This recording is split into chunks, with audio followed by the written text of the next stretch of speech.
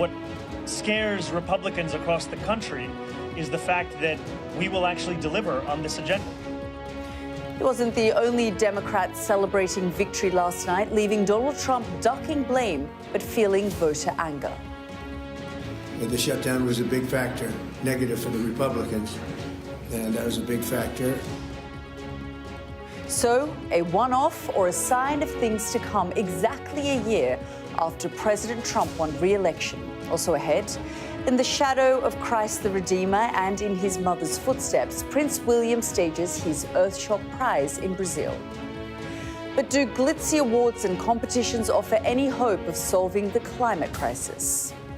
Star power in a disaster zone, reggae legend Shaggy tells us why he's lending a hand and his voice to Jamaica. We realize, in having conversation with some of these organizations, charitable organizations, they all say the same thing. The minute it's out of the press, the aid stops. Plus, the author Yung Chang talks about bringing her best-selling memoir up to date and the threats she still faces from China. All that is coming up in The World with me, Yalda Hakim.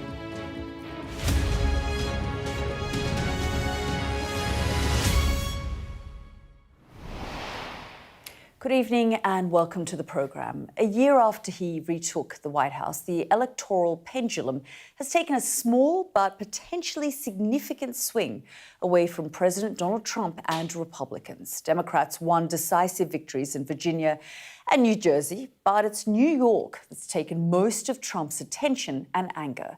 His hometown, the centre of global finance, has elected a Democratic socialist as mayor, Zohran Mamdani. They are political and ideological opposites. But Mamdani's win in New York suggests he hit on a formula that worked for Trump in 2024. Here's how the president framed things, speaking to his party faithful tonight in Republican-friendly Florida.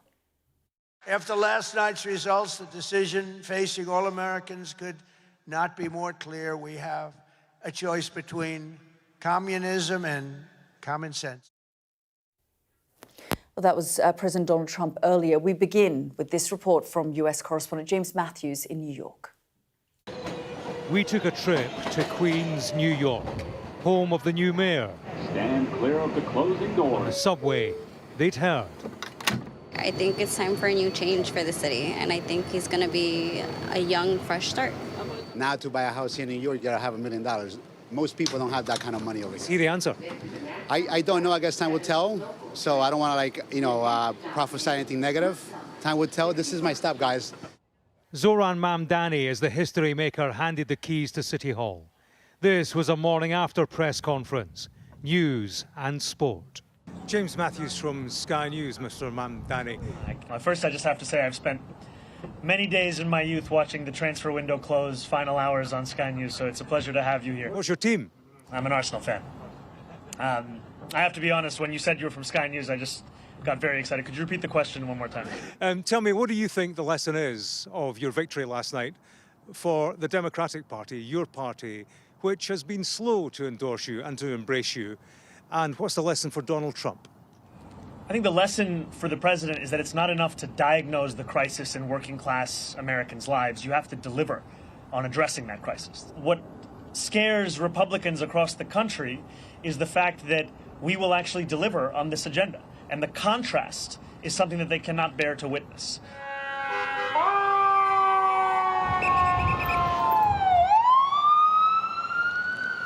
New York was part of a night of Democrat success that saw victories in Virginia, New Jersey and California.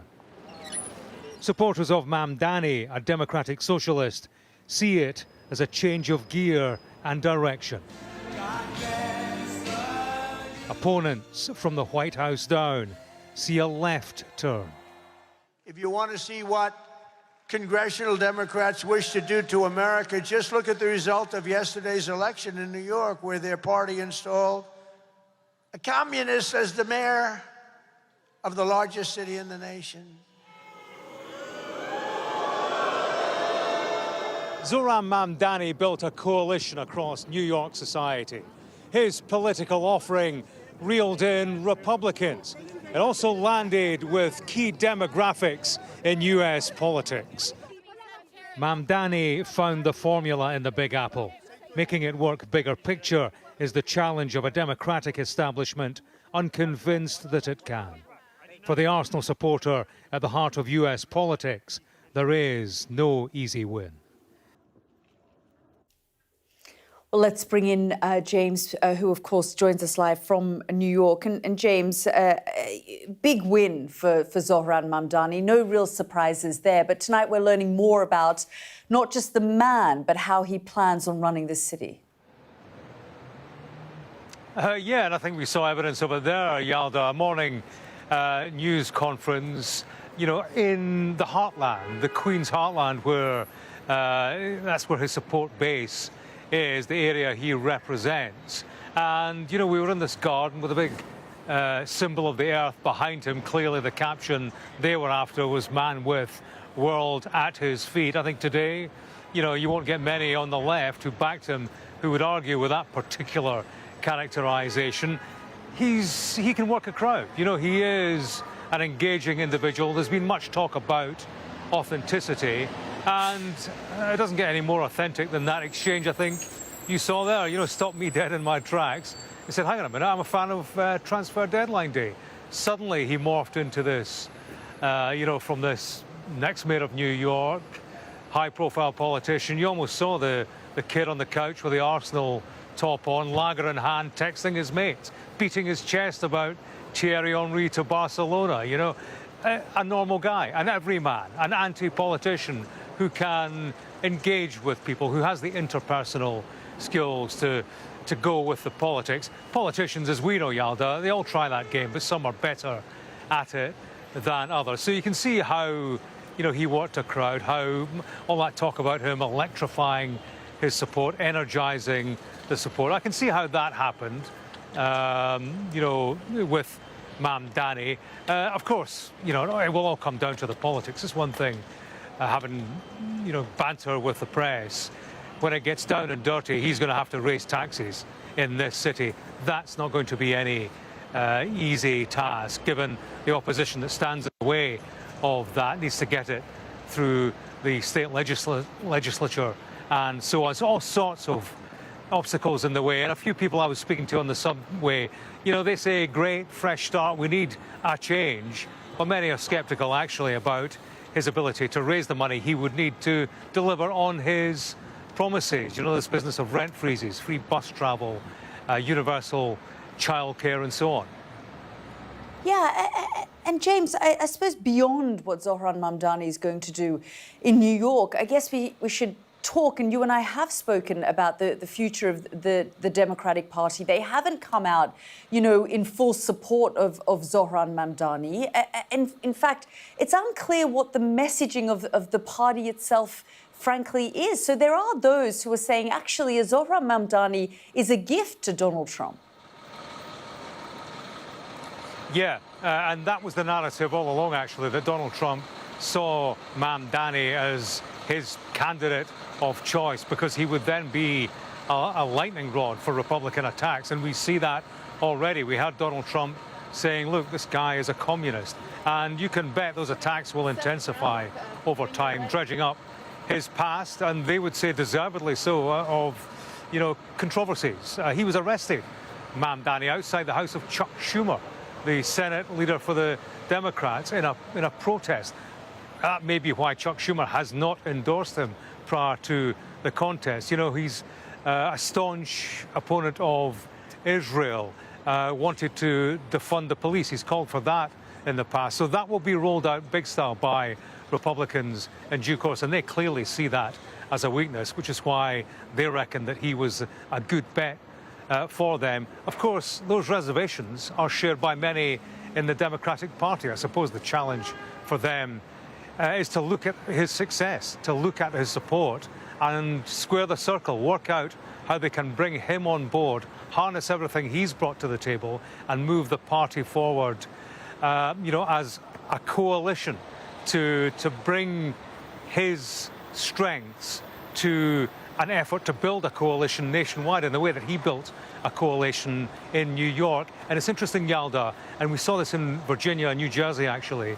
There were communities, demographics that deserted the Democrats at the last election were key in getting Trump over the line, and that was, black communities and particularly Latino communities. Mamdani, he increased support in those particular areas with those demographics, and that is the big challenge for Democrats. So, there are lessons from the Mamdani experiment in New York. Whether or not they are applied in terms of the bigger picture for Democrats, that remains an open question in a party, of course, which, as you say, is suffering something of an identity crisis and is seeking direction.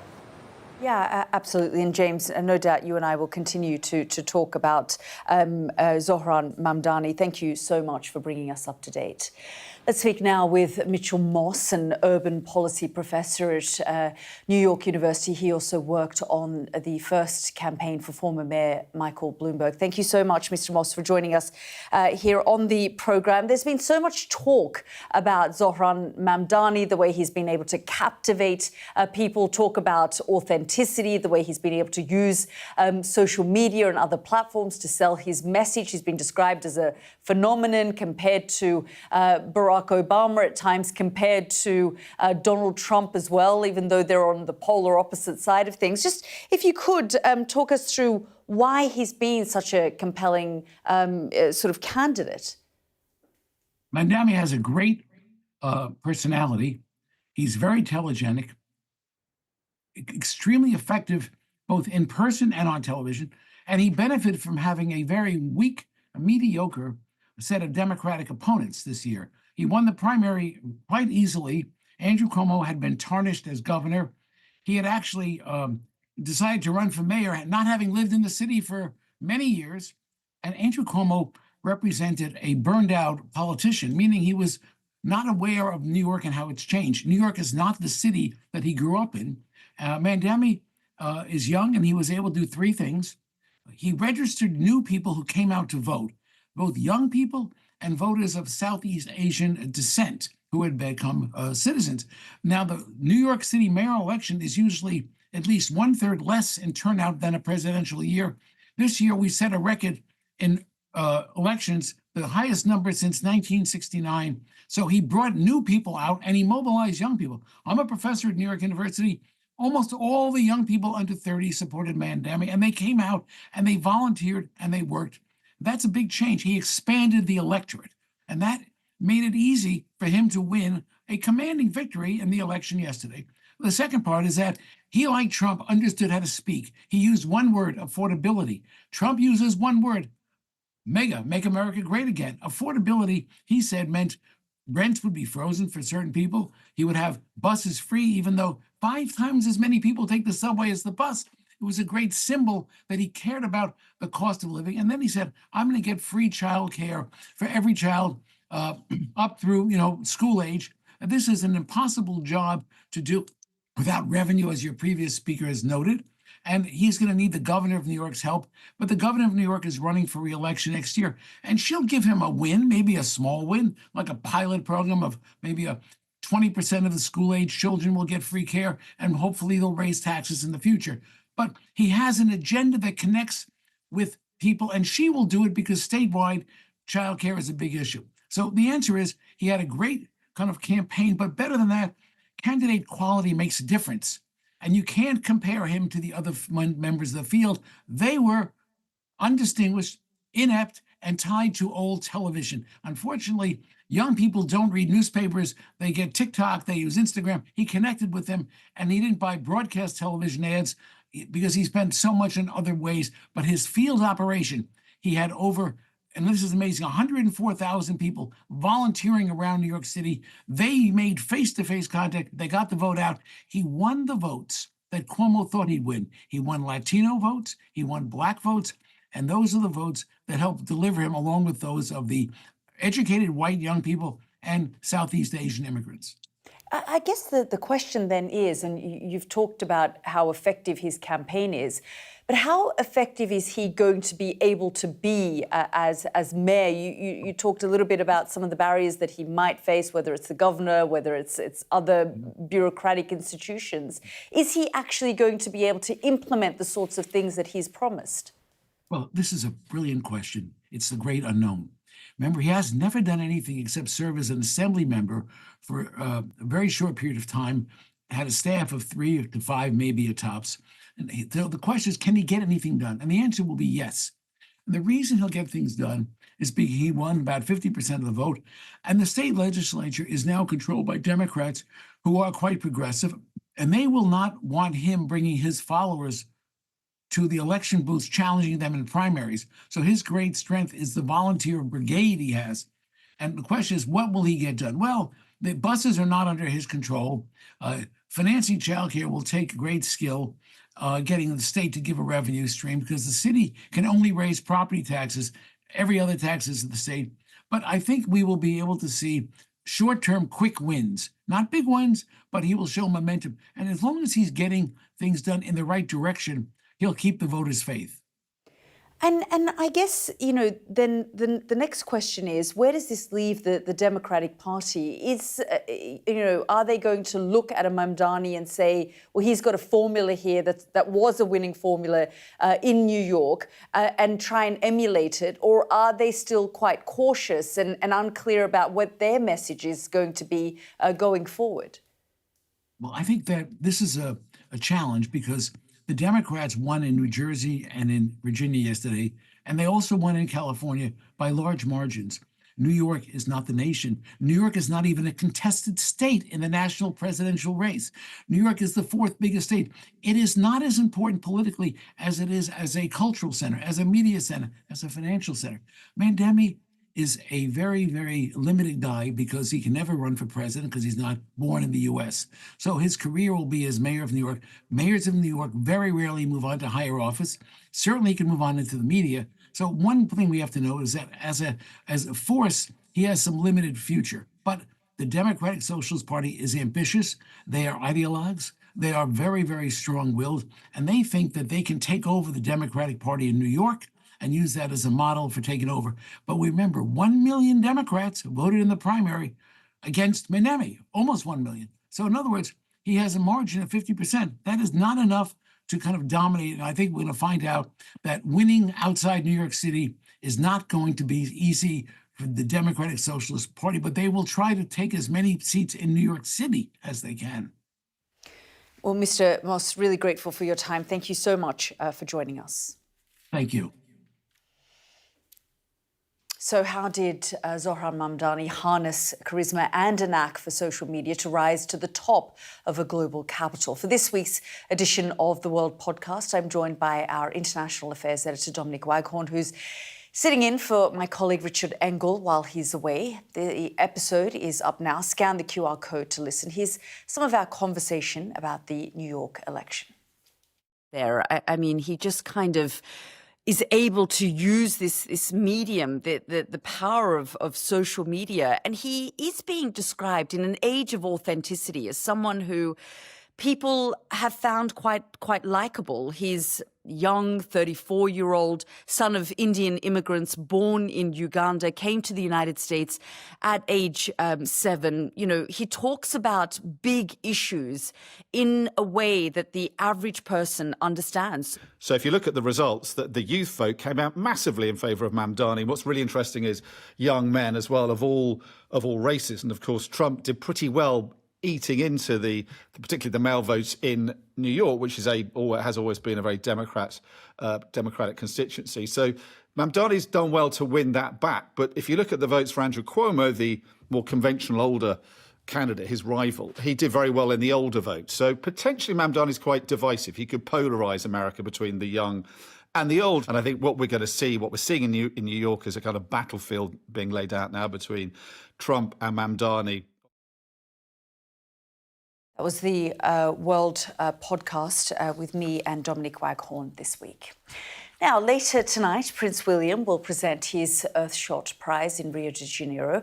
5 winners will each be awarded £1 million for their innovative solutions to climate change. At the beginning of the week, the scandal that engulfed former Prince Andrew threatened to overshadow the Prince's Week in Brazil. But he's managed to keep the focus on the environment. He spent the day visiting Christ the Redeemer, standing in the same spot as his mother, Princess Diana, during her Rio trip 34 years ago. Well, let's go live to our correspondent Rhiannon Mills, who joins me in Rio. And this really is, a big prize that Prince William gives out. And each year it feels like it gets bigger, doesn't it, Rhiannon? Yeah, absolutely. I'm here on the appropriate green carpet, trying to not get run over by various finalists for this year, but also finalists from the last 5 years. And I've been to a few of these, and you realise they're certainly not doing it on a shoestring. It's a really big event here. Huge celebs are coming. I'll go on to that later on. But I think what's particularly pertinent this year, of course, is tomorrow Prince William will fly to COP30 in Belém, and there is, of course, a huge amount of pessimism around that, whether anything meaningful can come from that climate conference or not. And that is why he wants this Earthshot prize to really shine at the moment, basically to celebrate the innovators who are doing everything they possibly can to try and combat some of the most pressing environmental issues that we're facing. Earlier on, in terms of kick-starting the day, he took the finalists up to Christ the Redeemer. Usually that is swarmed by crowds, but they've completely closed it off so that Prince William could have his own moments up there. And then there was quite a poignant moment where he moved and had a photograph taken on his own, actually mirroring a photo that Princess Diana had taken in 1991. And in some ways it kind of reinforces in our minds that he is sort of following on the legacy of both his mother and his father when it comes to trying to promote some really key global issues and shine a spotlight onto them. Of course, as you mentioned, though, in the run-up to this trip, the problem was Andrew, his uncle. And I think his team will be delighted that we've managed to get to this point without anything huge, no new revelations really coming out about his uncle to kind of derail what we're seeing here tonight. He's going to be met by some really big stars later on. Kylie Minogue, singer Shawn Mendes as well. And I think hoping that they can help him to inject that optimism and that energy to make sure that, as we have a rather pessimistic look towards COP30, at least tonight we can try and stay a little bit optimistic. Rhiannon, thanks so much for bringing us up to date. Well, as Rhiannon mentioned, Brazil will also host the next round of global climate talks, COP30. But Donald Trump won't be among world leaders attending, having abandoned climate diplomacy. Our science and technology editor, Tom Clark, investigates what that means for the future of clean energy. Off the coast of Rhode Island, they're racing to complete one of America's largest renewable energy projects before Donald Trump can pull the plug. I've always been a Trump supporter because I've always felt that as a fisherman, Trump has had our backs as working men. Fishermen like Gary Yerman, hired with their boats to support construction, voted for Trump. Then their president ordered work to stop. From a personal standpoint, I think that I'm puzzled why he did what he did at this juncture of a wind farm that's 80% completed. I don't understand why. But with Trump and wind, it's complicated. And a particular beef goes all the way back to 2012 when he tried and failed to sue the Scottish government for ruining the view from his golf course in Aberdeenshire. And he's clearly not forgotten. They're ugly, they don't work, they kill your birds, they're bad for the environment. Wind is a disaster. It's a very expensive joke, frankly. The $5 billion Revolution Wind scheme is one of several off America's northeast coast built to fill growing gaps in the power grid. Just a single rotation of this turbine would generate enough electricity to power the average American household for a year. But will it? The company behind the project won an injunction allowing construction to continue for now. But Mr. Trump's assault on clean energy is absolute. This climate change, it's the greatest con job ever perpetrated on the world, in my opinion. The administration has removed all support for solar, wind and electric vehicles in favour of fossil fuels. But it's doing so as US energy demand is soaring. This is the Mitsubishi power factory outside Savannah, Georgia. They make turbines that turn natural gas into electricity for power stations supplying America's grid. This is one of the world's largest and most efficient gas turbines, and demand for these is skyrocketing as electricity demand in the US is driven upwards by AI and data centers, meaning this factory in Georgia literally can't make them fast enough. I've been in the industry almost 30 years, and I've never seen the demand be where it's at today. And as they see it, the Trump administration's pivot towards fossil fuels is the best way to meet rising demand. We're looking at data centers that are wanting a gigawatt of power. Renewables can't support round-the-clock baseload generation.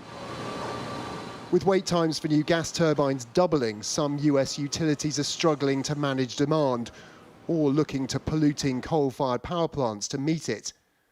Not only could that slow the pace of AI development, but lock America into fossil fuels for decades. Tom Clark, Sky News. You're watching The World with me, Yalda Hakim. Still to come on the programme, the singer Shaggy joins me to talk about Hurricane Melissa and his role keeping the world's attention on the Caribbean.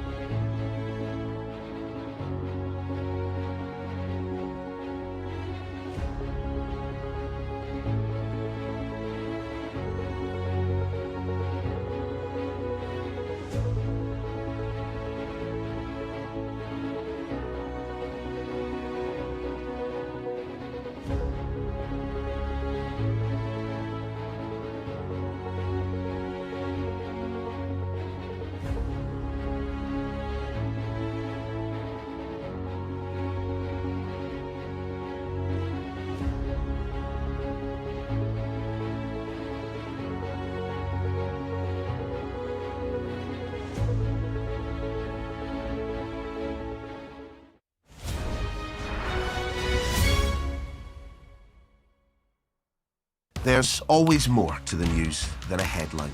We want to discover, to delve a little deeper, to find out what's really going on. Explanation, analysis, the people at the heart of every story. I'm Neil Patterson, and this is the Sky News Daily Podcast. So, by the end, we'll hopefully all understand what's going on in the world just that little better. Available wherever you get your podcasts.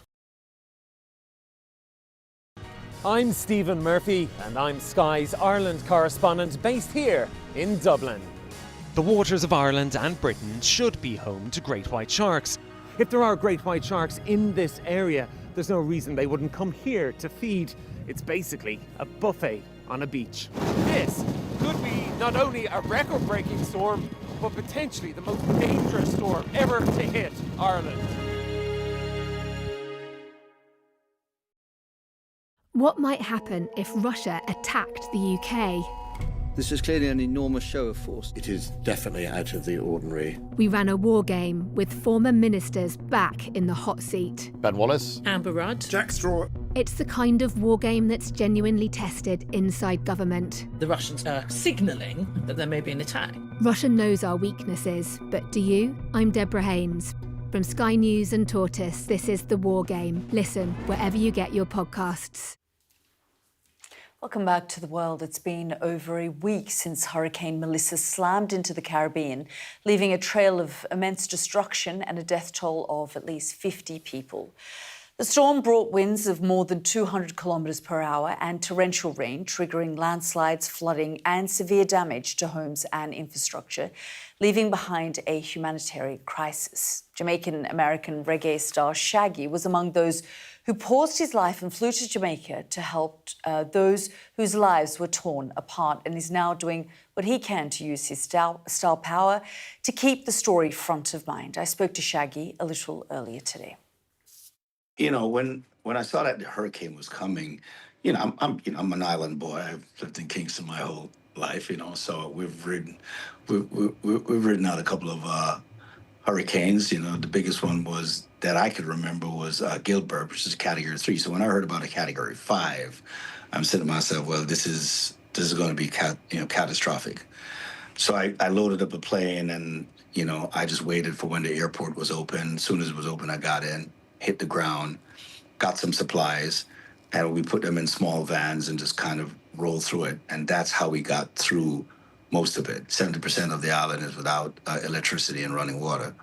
So we just gave water out at that point and drove 6 hours back to Kingston and regrouped and did it the next day again and took another route and got there in about 4 hours.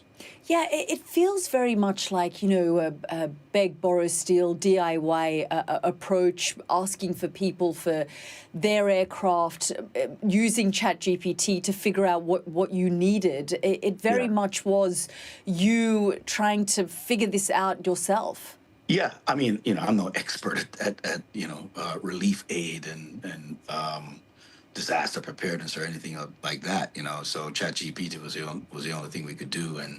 And when you got there and you talked about just moving around and how long the drive was in and out and to these other places from Kingston, but just talk us through what you found, what you saw, how the people were they getting the support that they needed? So what we did, we went down the first night and it took us a long time to get there. We drove through water, we got stuck. Because the sand from the sea came all over and the bus got stuck, the trucks got stuck, we had to push it out. And the next day when I came back, I regrouped, I actually transferred everything into smaller vehicles and went down there. And it was St. Elizabeth Parish that you went to, which was the hardest hit. What's the situation for the people on the ground there now? I don't know if it was the hardest hit. I know that was... because Clarendon is pretty hit, Savlamar is hit pretty bad. There's a lot. Everything on the west is hit bad. I don't want to say one place is more than none. This is just what I saw.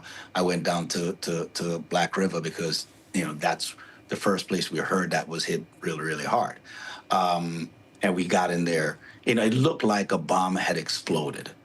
And the Prime Minister has said this is just a warning of what may continue to come. And you've talked about surviving and living through other hurricanes in the past. For you, the worst one before this in 1988 when it was just, that was bad too, Category 3. This was a Category 5. But do you think that this is something that, the people on the island will continue to see and have to live through because of climate change? You know what? Nothing can compare you or prepare you for a Category 5. It's never been seen. This is new, So I don't think the government could have been prepared for it. No one was prepared for it, Will it be something that's going to live on? Absolutely. The psychological effects that it's going to have on some of these children is, my prayers are out to them. I had a conversation with some of these kids. You could see it in their eyes. They're traumatized, A couple of days before that, they were just playing, and now they're standing in long queues trying to figure out to find food to put in their tummies. The psychological effect. So it's not just rebuilding and getting food and shelter and clothes.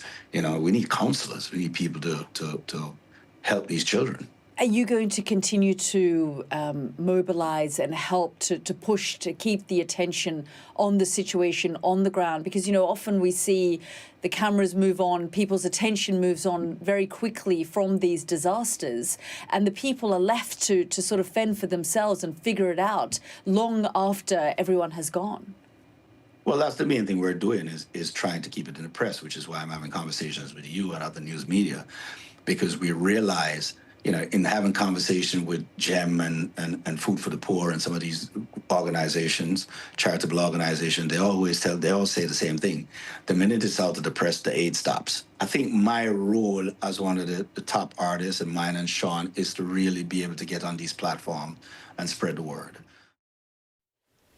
That was Shaggy speaking to me a little earlier. And another natural disaster is unfolding on the other side of the world in the Philippines, which has been struck by Typhoon Kalmegi. The storm made landfall early yesterday, tearing across areas, including the tourist hub of Cebu. So far, more than 80 people are known to have died. They include 6 crew members of a military helicopter, which crashed while flying a humanitarian response mission.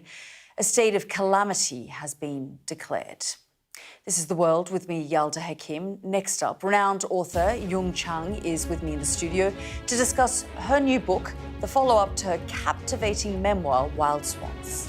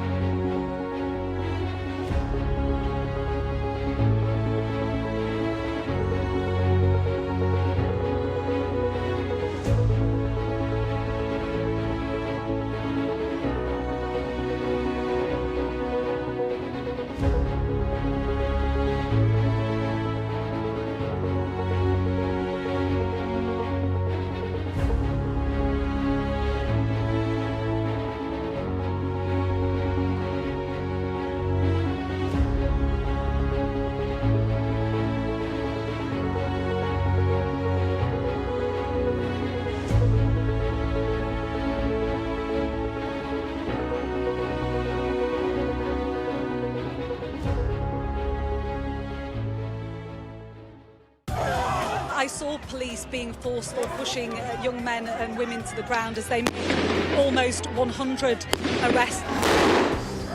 Will the cold affect your voters? Well, we have a lot of tremendous support. What country are you From the UK. Okay, we don't give a crap about your opinion and your reporting. Why don't you go back to your country where you have a major migrant problem? I'm Martha Kellner and I'm Sky's US correspondent based here in Los Angeles.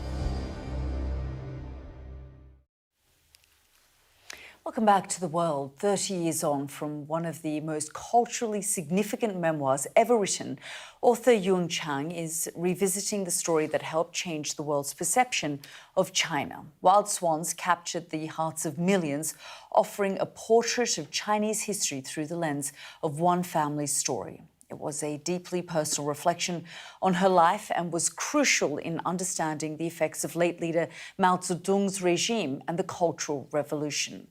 In her new book, Fly, Wild Swans, My Mother, Myself and China, Yung writes again about the world she once depicted, exploring what's changed and what remains the same. And I'm so pleased to say she joins me a little earlier on the programme. Have a listen.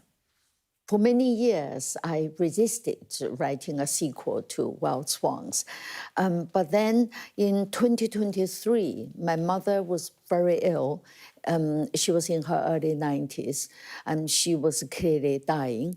And I was unable to go back and visit her at her deathbed.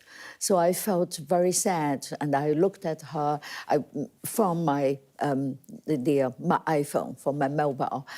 And I just felt how much I owe this extraordinary woman who is my mother, my freedom, my career as a writer, and my life and happiness. And so I then decided to write a sequel to Wild Swans. I also felt the time was right. Yes, because the original book was honouring your grandmother, your mother, and also looking at your own life and what they lived through. So just talk us through this moment as well, because you just said that you couldn't go to your mother's deathbed, you couldn't go to China. Help our audience understand why.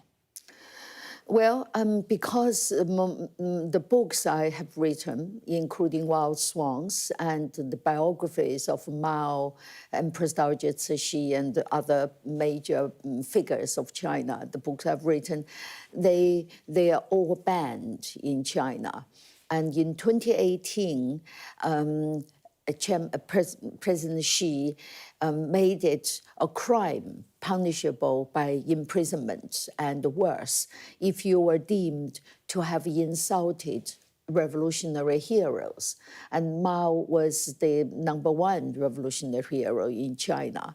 His portrait is on Tiananmen Gate. His corpse is in the center of Beijing, and his face is on every Chinese banknote.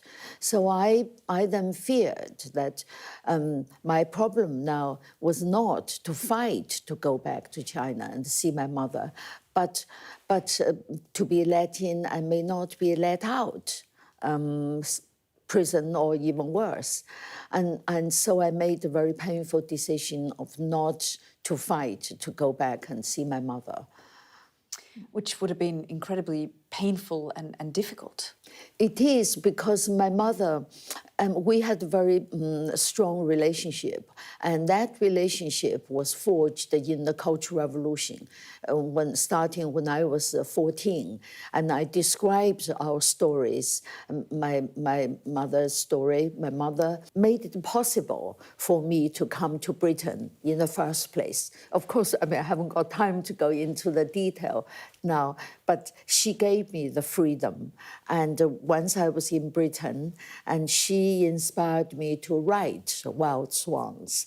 And so I felt, I just wanted to write a book and to tell the story of mainly our lives after 1979. Why do you think China, we know that the rise of Xi Jinping, his desire to be emperor or president for life, trying to emulate Mao in many ways, even describing him, you almost called him Chairman Xi in one moment, because, in your mind, you're equating him to Mao in many ways. Well, because he calls himself the heir of Mao, the real successor of Mao. And he is. And Mao had this ambition to dominate the world as soon as he took China in 1949. And that dream had basically underlay all China's disasters, including the Great Famine, in which 40 million people died of starvation. And Mao was exporting food to the Soviet bloc to buy technology and equipment to turn China into a military superpower so he could dominate the world. And she had inherited that dream. And of course, except now China is rich, he doesn't have to export food. But he was taking over what Mao had started. But of course, that's the sort of biography I wrote after Wild Swans.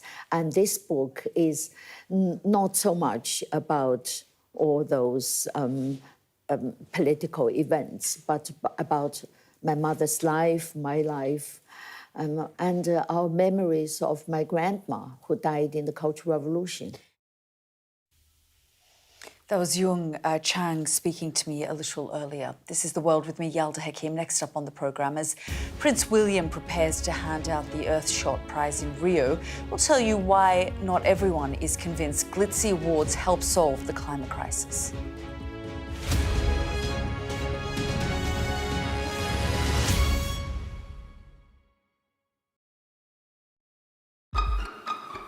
We've got your Sunday mornings covered. From the front page and the sounds of the streets to the voices of the people who make the major calls and big picture politics beyond Westminster. We'll put you at the heart of our story. I'm ready. Are you? Join me, Trevor Phillips, Sunday mornings on Sky News. I'm Cordelia Lynch, Sky's Asia correspondent, based here in Bangkok. These slums, once gripped by fear and death. There is far less bloodshed now, but it hasn't gone away. Who's asking you to kill? The police will give me the orders, and after I kill the target, I throw the gun away. We try our best to uncover and unpick a fast-changing and deeply complex region. These large waterways provided an excellent source of body disposal. This is the Buriganga River, where victims who'd allegedly been shot dead were dumped. Sheikh Hasina, how confident are you that she will stand trial? She will stand trial, there's no doubt about that. We're going to take you to the very heart of a criminal network, going undercover inside Southeast Asia's scam centres for the very first time. We won't have any problems with police, it's okay. Just seen Imran Khan leave, and as we understand it, he's just been shot in the leg. They have decided that the only way they'll allow elections is if I'm inside jail or killed. Sky News get the full story first. Chinese vessels start encircling the boat we're on, blocking its path.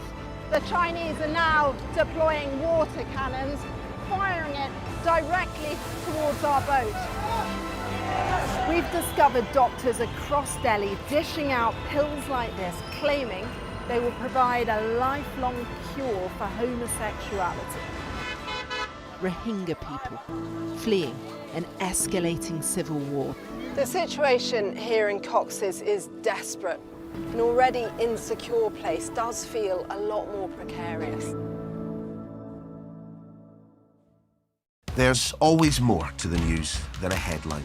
We want to discover, to delve a little deeper, to find out what's really going on. Explanation, analysis, the people at the heart of every story. I'm Neil Patterson, and this is the Sky News Daily Podcast. So, by the end, we'll hopefully all understand what's going on in the world just that little better. Available wherever you get your podcasts. I'm Stephen Murphy, and I'm Sky's Ireland correspondent based here in Dublin. The waters of Ireland and Britain should be home to great white sharks. If there are great white sharks in this area, there's no reason they wouldn't come here to feed. It's basically a buffet on a beach. This could be not only a record-breaking storm, but potentially the most dangerous storm ever to hit Ireland.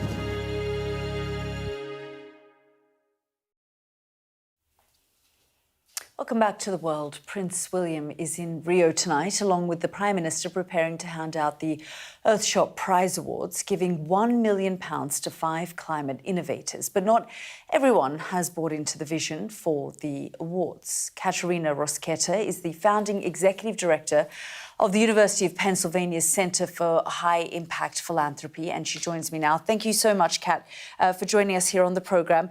Do you believe that there are advantages to these kinds of prizes?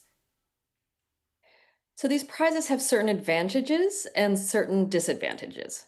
One thing that a prize can do is that it can source solutions from not the usual suspects, right? Because often it's an open call, and so anybody who is willing to put in the time and energy can propose a solution. That is one advantage. So it can remove some of the groupthink that can happen when you're looking at a more limited list of solutions. It can also raise awareness of a cause, particularly when there are high-profile individuals associated with a cause. So people who might never think about a particular problem, never imagine what a solution could look like, might turn their attention to it simply because there is something interesting or novel associated with the prize. So those are some of the advantages. It can raise awareness and it can source solutions that might not otherwise be uncovered. What are some of the disadvantages then around this? Because I know that there are those who are quite critical and feel that, you know, it's sort of sending out the wrong messaging. Yeah, for sure. Well, there are, nothing's free. So of course there are limitations. One is that it puts a lot of the burden on the submitters, right? So usually there's a platform and there's an application and there are certain questions that somebody who's applying for the prize has to provide. And that can take a lot of time and effort. And if you think of a prize like Earthshot, which I think for this year, they had over 2,400 submissions. And I believe they're only giving out about 5 prizes of $1 million each. That means that very few, right, like a tiny fraction of the folks who took the time to provide that information are going to get any kind of financial payoff from that effort, right? So that is a limitation. It can place a burden on the submitters in a way that doesn't pay off. And I guess the other burden is not for the organization submitting, but for the funders themselves. There might be more efficient ways to find opportunities that would be worthy of consideration. As you say, I guess it's a way of continuing to highlight the issues around climate change, encouraging people to apply. But again, the idea of 5 prizes, £1 million each, feels like a lot. But you know, when we're talking about tackling the climate change problem, do you also think that perhaps in theory £1 million each feels, or pounds feels like a lot, but in fact it isn't, given the attempt and what is trying to be achieved through the projects that are being proposed? Yeah, so that's an excellent point, and it's true not just of the Earthshot and addressing issues related to climate and the environment. It's true of all philanthropy, right? Philanthropy is a drop in the ocean compared to the kinds of challenges that it's trying to address, whether it's the harmful effects of climate change or hunger or housing insecurity around the world. And given how big and intractable some of these challenges are, it would be foolish for us to think that any one initiative alone is on its own going to make the kind of difference we all want to see. So I think it helps all of us to right-size our expectations for any one initiative. And many funders will look at a prize because maybe they know, look, I don't even have the deepest pockets, but are there things that I can help mobilize other than money that might be helpful to the cause, whether that's public attention, whether that's reinforcing good government policies, whether it's inviting businesses that might not otherwise be thinking about solutions. So you're right to point out that the money alone, and particularly for one initiative, will frankly never be enough to create the kind of change that so many people want to see. And I guess around this particular award, there's a lot of celebrity, there's a lot of money. There's sometimes been criticism the way that these celebrities have travelled, to these places, whether it might be in their private planes or otherwise, which detracts from, the whole idea of carbon emissions and trying to have less of a footprint and trying to sort of be protective of the environment. It sort of goes against that. Mm-hmm. So there's two things that can be in tension. When we teach about high impact philanthropy, you're always thinking about what linking considerations of impact and cost. And you just listed some of the many costs that are involved. They're both environmental costs, like the carbon emissions associated with private jet travel, and the hard dollar cost that might be associated with putting on a prize or an event like this. So the first thing you have to think about is what are the results that are occurring because of all those costs? So it's a cost benefit analysis. Is it worth it at the end of the day? Yeah. Unfortunately, we're going to have to leave it there. I've got 15 seconds left on the programme. But thank you so much, Kat, for joining us. And that's it from me pleasure. And the team from The World tonight. Good night. What might happen if Russia attacked the UK? This is clearly an enormous show of force. It is definitely out of the ordinary. We ran a war game with former ministers back in the hot seat. Ben Wallace. Amber Rudd. Jack Straw. It's the kind of war game that's genuinely tested inside government. The Russians are signalling that there may be an attack. Russia knows our weaknesses, but do you? I'm Deborah Haynes. From Sky News and Tortoise, this is The War Game. Listen wherever you get your podcasts. I saw police being forceful, pushing young men and women to the ground as they made almost 100 arrests. Will the cold affect your voters? Well, we have a lot of tremendous support. What country are you From the UK. Okay, we don't give a crap about your opinion and your reporting. Why don't you go back to your country where you have a major migrant problem? I'm Martha Kellner and I'm Sky's US correspondent based here in Los Angeles.